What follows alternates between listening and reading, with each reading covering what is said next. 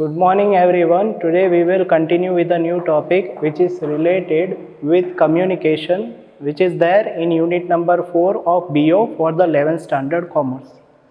So first of all, this unit is related to communication, e-commerce and outsourcing. ये जो fourth unit है हमारा वो कम्युनिकेशन यानी वार्तालाप या वाद संचार जो कहते हैं, ई कॉमर्स यानी कि जिससे कि जो फ़ोन या इलेक्ट्रॉनिक मीडियम से जो कम्युनिकेशन किया जाता है या फिर गुड्स को ट्रांसफ़र किया जाता है वो ई कॉमर्स कहते हैं और आउटसोर्सिंग से रिलेटेड है। तो पहले हम थोड़ा कम्युनिकेशन के बारे में जानेंगे कि what is mean by communication. Communication means the exchange of thoughts, opinion and information through speech, writing और signs। तो communication में exchange होता है किसी के thoughts का, opinions का, ideas का, point of view etc. are being exchanged from one person to another in communication। यानी कि इसको गुजराती में प्रयत्यान भी कहते हैं और हिंदी में आप वार्तालाप कह सकते हो, जिसमें से थॉट्स, ओपिनियन, आइडियाज़ एक व्यक्ति से दूसरे व्यक्ति में एक्सचेंज होते हैं। Communication means a process of exchange of information among people regarding knowledge, concept, understanding, emotion, feeling, opinions. तो कम्युनिकेशन की प्रक्रिया में जो भी एक्सचेंज होता है इंफॉर्मेशन का, नॉलेज का, कॉन्सेप्ट का, अंडरस्टैंडिंग, इमोशन, फीलिंग और ओपिनियन का, वो एक व्यक्ति से दूसरे व्यक्ति में होता है। ये कम्युनिकेशन रिटर्न और ओरल फॉर्म में भी हो सकता है। Written means by the way of file, letter, document और by the way of signs and symbol, और ओरल वे में by the way of speech, dialogue, elocution etcetera. तो कम्युनिकेशन के भी दो टाइप्स होते हैं मेनली, वो रिटर्न और ओरल फॉर्म में हो सकता है। Communication means the process of inducing our thoughts into other minds। तो कम्युनिकेशन को आप एक ऐसी प्रक्रिया भी कह सकते हो जिसमें हमारे थॉट्स, हमारे माइंड में जो भी होता है वो हम किसी और के माइंड में इंड्यूस करने की कोशिश करते हैं। यानी कि हमारे माइंड में जो होता है वो किसी और के माइंड में वो चीज़ डालने की कोशिश करते हैं। So it can be also termed as a process of inducing our thought into others mind. Next thing is about process of communication. So first of all, what are the steps or stages are there in the communication that you need to understand। यानी कि जब communication होता है तो उसमें communication से शुरुआत से लेके अंत तक कौन सी चीज़ें आती हैं वो आपको समझनी ज़रूरी है। पहला है फॉर्मेशन ऑफ मैसेज। तो पहले एक मैसेज क्रिएट होता है जिससे कि कम्युनिकेशन स्टार्ट होता है। So message is created in exchange of information. Message can be oral, written, verbal और non verbal. So for the exchange of information, किसी भी इंफॉर्मेशन को कहीं और पहुंचाने के लिए पहले सेंडर के माइंड में, सेंडर यानी वो व्यक्ति जो मैसेज पास करता है, तो सेंडर के माइंड में एक इंफॉर्मेशन क्रिएट होती है। एक मैसेज के वो इंफॉर्मेशन एक मैसेज, आइडिया, इंक्वायरी या फिर किसी क्वायरी के फॉर्म में भी हो सकता है। तो ये जो मैसेज होता है जो सेंडर के माइंड में क्रिएट होता है जिसे वो एक्सचेंज करना चाहता है, वो रिटर्न, वर्बल और नॉन वर्बल फॉर्म में हो सकता है।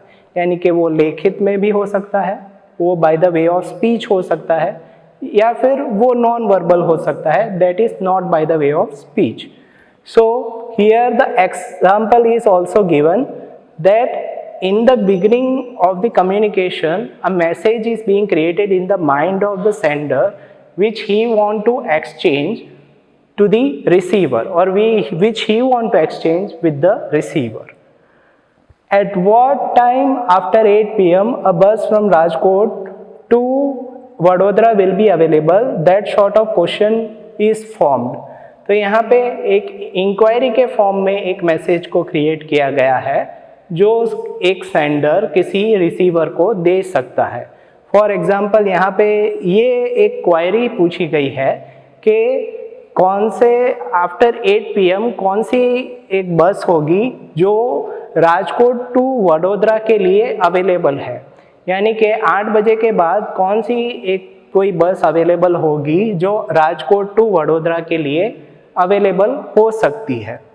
So that kind of question can be formed which a sender want to pass to the receiver in the process of communication. तो communication के पहले प्रोसेस में सेंडर के माइंड में एक मैसेज क्रिएट होता है.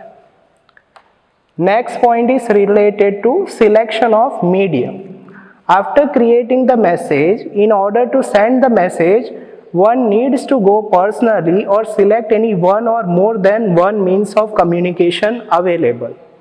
तो मैसेज के क्रिएट होने के बाद मैसेज को पास करने के लिए एक मीडियम को सिलेक्ट किया जाता है.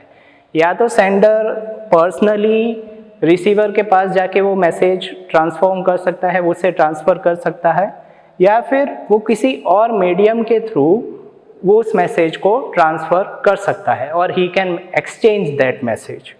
यहाँ पे उसका भी एक उदाहरण दिया गया है, that is telephone is used as the medium of sending such message.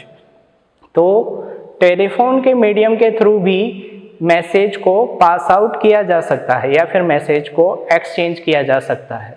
ये मैसेज किसी इंक्वायरी से भी कनेक्टेड हो सकता है, that I have explain to you earlier. To send message.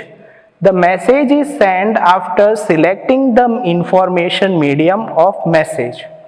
तो एक बार सिलेक्शन ऑफ मीडियम हो गया, यानी कि किस मीडियम से मैसेज देना है ये एक बार सेंडर ने डिसाइड कर लिया, तो वो उस इंफॉर्मेशन को या फिर उस मैसेज को रिसीवर को सेंड कर देता है.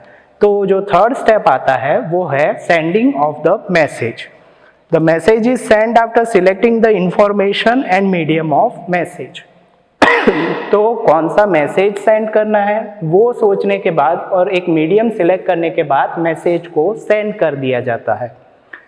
So here the example with related to that is given. It is inquired that at what time after 8 PM a bus from Rajkot to Vadodara will be available. So यहाँ पे message पहले create कर दिया गया था क्योंकि sender ने अपने माइंड में कि उसे कौन सी चीज़ पास आउट करनी है, कौन सी चीज़ ट्रांसफ़र करनी है. तो यहाँ पे उसने एक इंक्वायरी की थी कि at what time after 8 PM a bus from Rajkot to Vadodara will be available. पहले वो मैसेज क्रिएट हुआ, फिर उसने एक मीडियम सिलेक्ट किया, that is telephone is used as a medium of sending the message. यानी कि मैसेज भी क्रिएट हो गया और उसने मीडियम भी सिलेक्ट कर दिया जिससे कि वो मैसेज सेंड कर सकता है. तो उसके बाद उसने उस मीडियम के थ्रू ये इंक्वायरी की कि it is inquired that at what time after 8 PM a bus from Rajkot to Vadodara will be available. यानी कि उसने रिसीवर से ये inquiry by the way of telephone किया कि at what time after 8 PM a bus from Rajkot to Vadodara will be available. So this is the stages that is related to communication. So first of all a message is created, second medium is selected, then after the sending of message is done in the process of communication. The rest of the points which are there in the steps or in the process of communication. तो communication में के process में जो बाकी के steps है उस point से मैं आज continue करूँगा.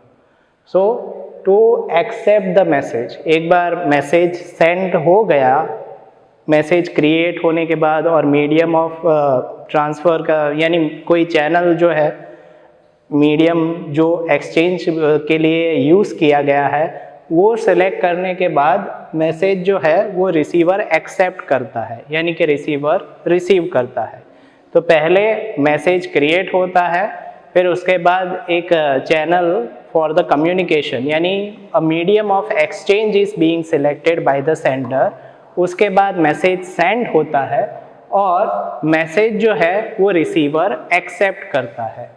सो to accept the message, The sender send the message and the receiver will accept the message. In the process of communication, the sender is the person who is sending the message and the receiver is the one who is accepting the message. यानी कि message को send करने का जो work होता है starting से वो सेंडर करता है और जो रिसीवर होता है वो मैसेज को एक्सेप्ट करता है. यहाँ उससे जुड़ा हुआ एक एग्जाम्पल भी दिया है. That is using the medium of telephone, the receiver receives the message that at what time after 8 PM a bus from Rajkot to Vadodara will be available. तो यहाँ पे सेंडर ने एक message in the form of an enquiry send किया था by the way of telephone के at what time after 8 PM bus from Rajkot to Vadodara will be available. अब उसी टेलीफोन के जरिए रिसीवर ने उस मैसेज को रिसीव किया, यानी उस मैसेज को एक्सेप्ट किया that at what time after 8 PM a bus from Rajkot to Vadodara will be available. तो ये मैसेज जो है वो रिसीवर को by the way of telephone मिल गया in the process of communication. So interpretation of the message, यानी इंटरप्रिटेट करना यानी कि किसी चीज को समझना यानी उसको अंडरस्टैंड करना. The sender selects proper words and uses such a language in the message that the receiver can interpret it very well. यानी कि सेंडर जो होता है वो किसी भी मैसेज को क्रिएट करते वक्त कुछ ऐसे वर्ड सिलेक्ट करता है, कुछ ऐसे लैंग्वेज सिलेक्ट करता है जो रिसीवर को यानी कि जिसे वो मैसेज सेंड कर रहा है वो उस चीज़ को आसानी से समझ सके. तो कोई भी जो सेंडर होता है जब भी कोई मैसेज पास करता है उसके वो कुछ ऐसे वर्ड्स या लैंग्वेज सेलेक्ट करता है जिसे समझने में रिसीवर को आसानी हो, यानी कि जिसे रिसीवर आसानी से समझ सके. So the receiver will understand that there is a query regarding a bus available for Vadodara after 8 PM.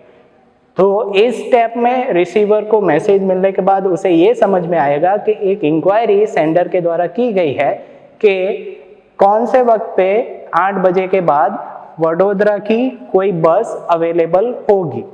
ऐसी सेंडर की इंक्वायरी है, रिसीवर को ये समझ में आएगा.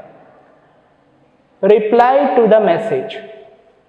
The receiver of the message interpret the message properly and gives the reply. तो जो रिसीवर जो है वो मैसेज को अच्छे से समझेगा, उसे अच्छे से इंटरप्रेट करेगा और उसके अंडरस्टैंडिंग के हिसाब से वो उसका रिप्लाई देगा. So here the receiver of the message replies to the query that at what time after 8 PM a bus from Rajkot to Vadodara will be available and will supply information accordingly. यानी कि वो जो क्वेरी है that at what time after 8 PM a bus from Rajkot to Vadodara और a bus from Rajkot to Vadodara will be available, उसका reply वो उसकी understanding के अकॉर्डिंगली देगा in the last stage that is reply to the message, जिसे आप feedback भी कह सकते हो. ओके.